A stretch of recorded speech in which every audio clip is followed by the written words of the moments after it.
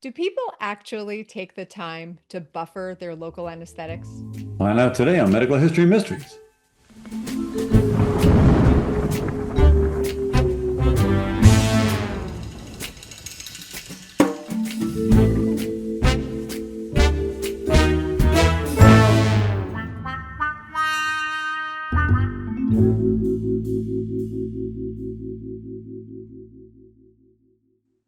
Hey, everybody, welcome back to Medical History Mysteries. I'm Pam Maragliano. With me, as always, Tom Viola. Tom, let's talk about buffering local anesthetics. Let's do it.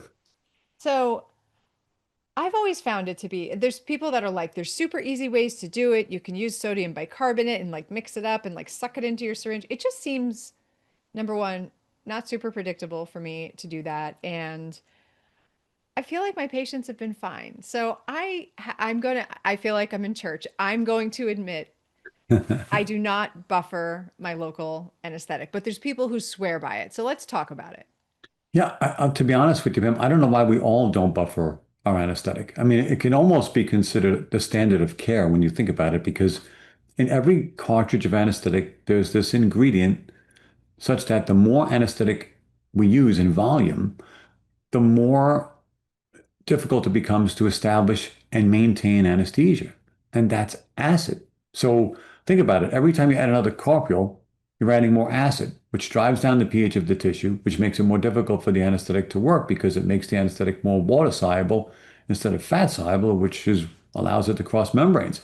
So I've often asked this question, what's better? Is it two cartridges of a 4% anesthetic or four cartridges of a 2% anesthetic?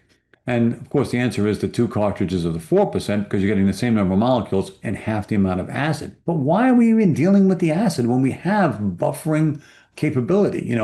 So of what I know so far, there was the original Onset. A lot of people swear by Onset. They think it's a great product. So do I. I thought, it worked really well. The best part about it was that it offered a very standardized form of sodium bicarb to use. Do I know people who did their own? DIY? Yeah, they would, take the anesthetic cartridge, push out a little anesthetic, put it into a vial, multi-dose vial of sodium bicarb, draw some of that up and shake, and all of a sudden you've got buffer. But see, I don't know if that vial of sodium bicarb is standardized the way I thought Onsets was. Probably not. And I would say more than likely from what I've heard from them, it is not. But then we've had some others. We had Anutra, which came and went. Anutra used a proprietary system. So I'm going to tell you, it's these proprietary systems, I think, that get in the way. Easy is the best way. If you want clinicians to buffer, you've got to make it the easiest process possible. Okay. But you also have to make it not so proprietary that they don't want to use the product because it costs them money. So, for example, the next one I would think of is Balanced Pharma. They've got a good product, but it's a proprietary cartridge with a disc of sodium bicarb built into it that's punctured when you load the cartridge. Great, but you got to use their cartridges. Okay. Then you have Buffer Pro. Buffer Pro is a pretty good product as well, but again, it's one more step in the process of swapping this out for that. Finally, Onset Easy, which just became available. I mean, honestly, you want easy. It's a device. You take the cartridge, you're going to use any cartridge you want, right? In, click, turn a dial, click, remove the cartridge, click, and you're done. So I guess the point of all that is to not promote one product over another necessarily, but to just say there's really no good reason not to buffer anymore. As long as it's easy and not proprietary, you don't have to spend any extra money on it, and it increases patient comfort and gives you better results. I don't get why this isn't a no-brainer, but for some reason it is. Ouch. I guess I should do it. So let's talk I was about, waiting for you to say something, Ben. I know that was profound. Ouch. Anyway, hey, that works with our anesthetics too. Anyway, so would you even argue, because we all have those patients where I have patients that show up at 45 minutes before their appointment so I can anesthetize them so they can sit there and marinate because it takes them forever to get numb. And even then they're not always numb. Buffering anesthetic would help those patients? I had buffered anesthesia injected, and this was the original Onset product. I'm only going to say because it's the only one I've ever used. I can't, no offense to the other ones, I haven't used them. I was so profoundly numb so quickly, it startled me. boom, it was almost immediate onset. And I'm thinking, wow, why don't we do this all the time? Because, if you've read the articles as of late, really this past week especially, dental anxiety is at an all-time high. Fear of dentistry is at an all-time high right now.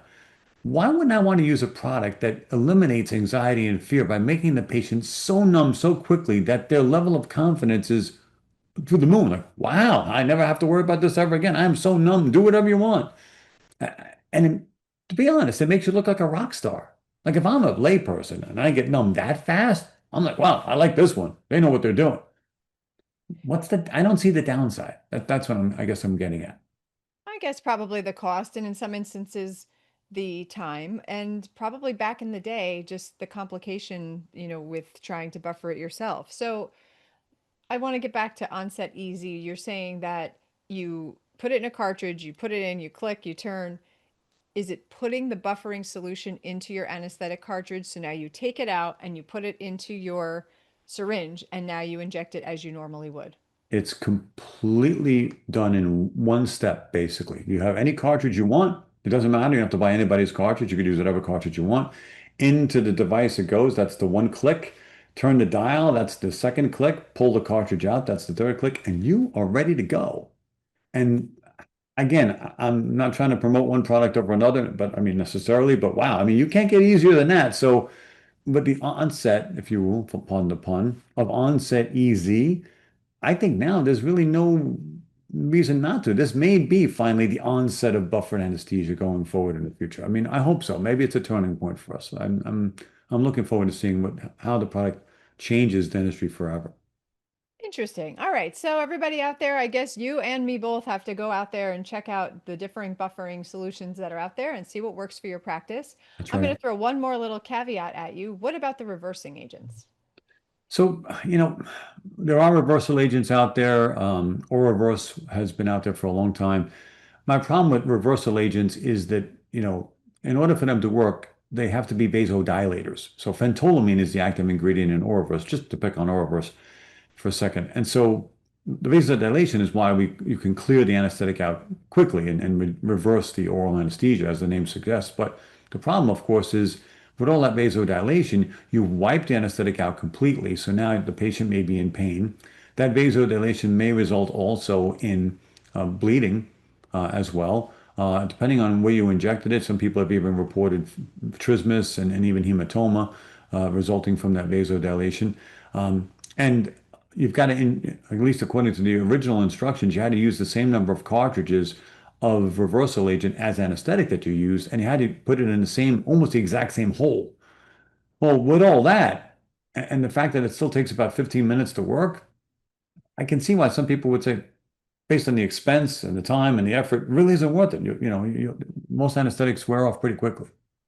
All right. Well, for you non-buffers out there, we should definitely check it out. I think you've given us a pretty compelling argument as to why we should. And so, all right, I think I'm gonna have to go and do some shopping. So, Just keep just on top of the new technologies because they're coming out all the time. So maybe there'll be another product that'll come along soon that'll best everyone that's out there already. But that's the point of these podcasts that we do, Pam, to keep everybody informed as to what's going on in the industry. So that's right. So stick with us on Medical History Mysteries. As new things come up, we will definitely tell you about it. So we will thanks. see you all next week. Thanks, everybody.